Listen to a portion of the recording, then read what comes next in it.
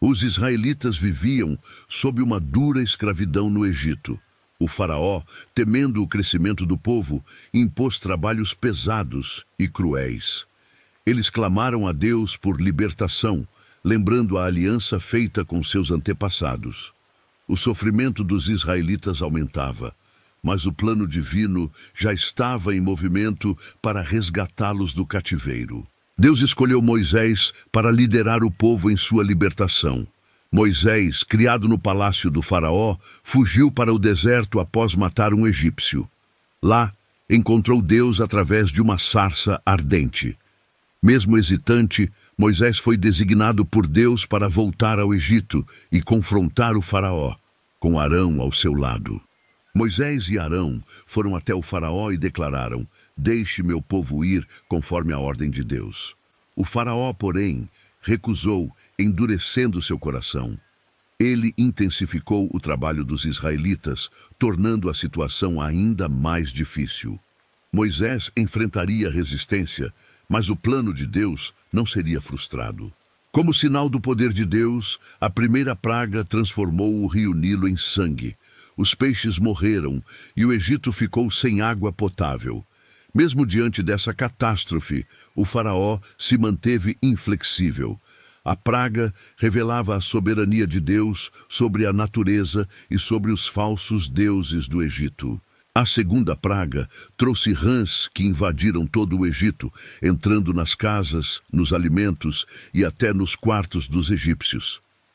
Embora o faraó tenha pedido a Moisés que intercedesse para acabar com as rãs, ele voltou a endurecer o coração após o alívio, recusando-se a libertar os israelitas. A terceira praga cobriu homens e animais com piolhos, mostrando que Deus controlava até os menores elementos da criação. O sofrimento no Egito aumentava, mas o faraó ainda não estava disposto a ceder. O poder de Deus se manifestava claramente, mas o coração do faraó permanecia endurecido. Na quarta praga, enxames de moscas infestaram o Egito, exceto a terra de Gósen, onde viviam os israelitas. Isso mostrou a distinção clara que Deus fazia entre seu povo e os egípcios. Mesmo assim, o faraó continuava a resistir sem deixar que os israelitas fossem libertados. A quinta praga foi a morte do gado egípcio. Enquanto os animais dos israelitas ficaram ilesos, os egípcios sofreram grandes perdas. O impacto econômico foi enorme, mas o faraó, ainda determinado a manter o controle, continuou a negar a liberdade ao povo de Israel. Úlceras dolorosas surgiram nos corpos dos egípcios na sexta praga. Nem os sacerdotes egípcios puderam ficar em pé diante de Moisés, tamanha era a dor. Mesmo assim, o faraó permaneceu inflexível. As pragas se tornavam cada vez mais severas, mas a dureza de seu coração continuava. Granizo e fogo caíram do céu, destruindo colheitas e matando homens e animais. A devastação foi total e o Egito estava em ruínas. O faraó novamente implorou que Moisés intercedesse, mas, após o fim da praga, ele voltou a endurecer o coração e negou a liberdade dos israelitas. A oitava praga trouxe enxames de gafanhotos, que devoraram tudo o que restava das plantações do Egito. O país já estava destruído, e a fome ameaçava a população. O faraó, mesmo diante dessa calamidade, não liberou os israelitas, continuando a desobedecer a Deus. Trevas densas cobriram o Egito por 3 dias na nona praga. Ninguém conseguia enxergar ou sair de suas casas, exceto os israelitas, que continuavam na luz. O faraó estava cada vez mais pressionado, mas sua teimosia o impedia de permitir a libertação do povo de Deus. A última praga foi a mais terrível: a morte de todos os primogênitos no Egito. Apenas as casas dos israelitas, marcadas com o sangue do cordeiro, foram poupadas. O clamor de luto foi imenso e finalmente o faraó cedeu, permitindo que os israelitas partissem. Na noite da 10ª praga, os israelitas celebraram a primeira Páscoa. Comeram pães sem fermento e cordeiro assado, prontos para partir rapidamente. O sangue do cordeiro nas portas simbolizava a proteção de Deus. A Páscoa se tornaria uma celebração eterna para lembrar a libertação do Egito. Quando o faraó ordenou que os israelitas partissem, eles saíram apressadamente. Carregaram suas famílias, pertences e o despojo dos egípcios, conforme Deus havia dito. A jornada para a liberdade começava, e Deus os guiava através do deserto com sua presença visível. Mesmo após liberar os israelitas, o faraó se arrependeu de sua decisão. Ele reuniu seu exército para perseguir o povo de Israel, determinado a trazê-los de volta à escravidão. A perseguição do faraó seria a última grande prova da jornada de Israel rumo à liberdade. O povo de Israel, encurralado entre o exército egípcio e o Mar Vermelho, entrou em pânico. Eles clamaram a Moisés, temendo que a morte estivesse próxima. Moisés, confiante no poder de Deus, os tranquilizou, dizendo que o Senhor lutaria por eles e mostraria seu poder.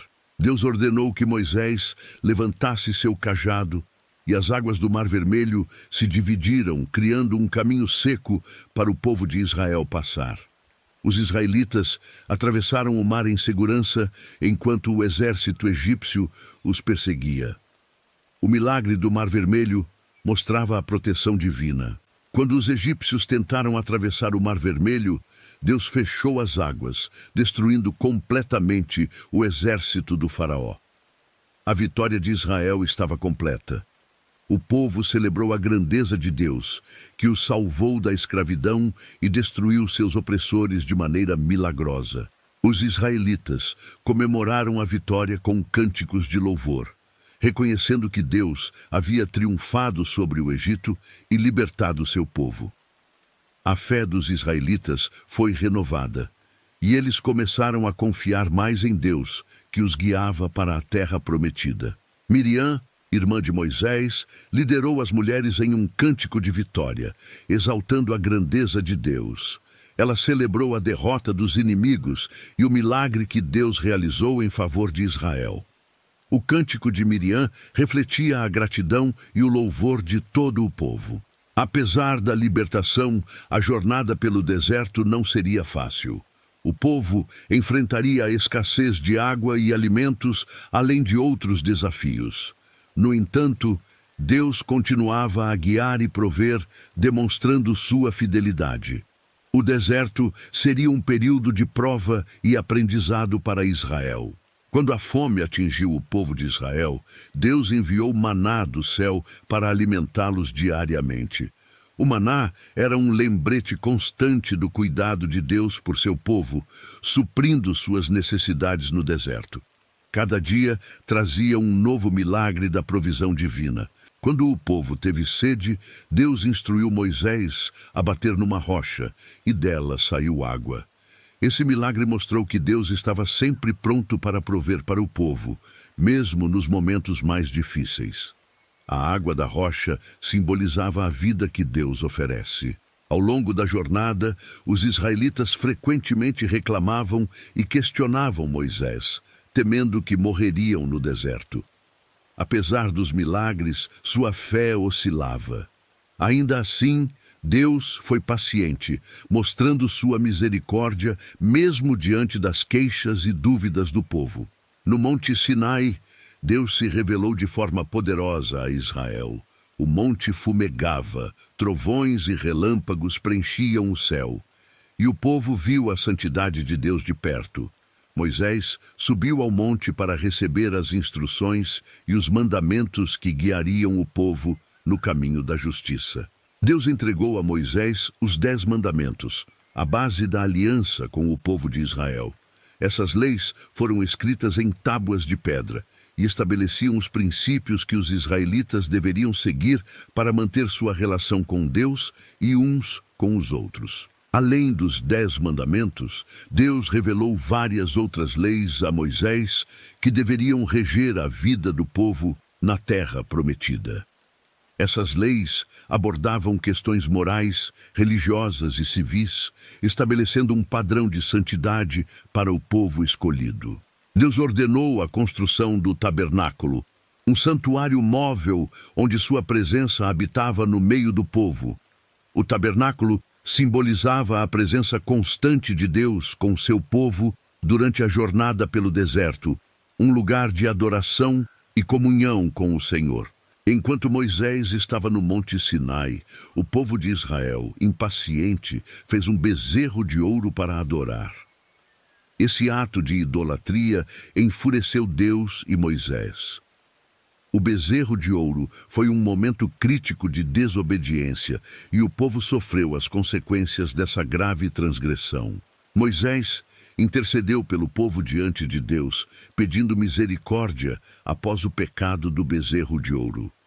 Sua intercessão impediu a destruição total de Israel. Essa intercessão destacou o papel de Moisés como mediador entre Deus e o povo, mostrando seu profundo amor por eles.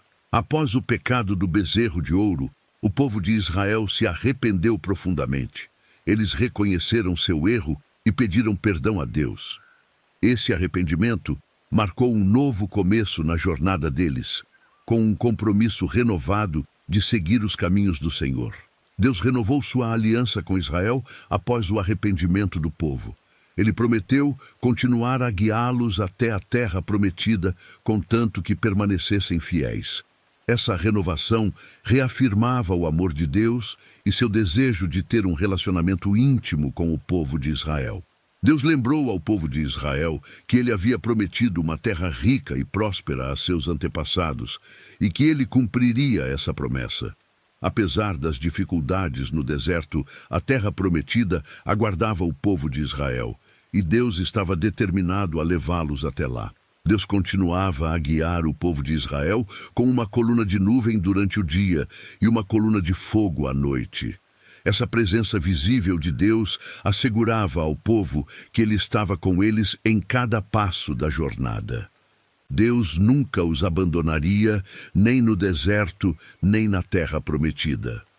Se você gostou do nosso conteúdo e deseja receber mais vídeos, inscreva-se no nosso canal para apoiar nosso trabalho. Deixe o like e ative o sininho para receber as notificações.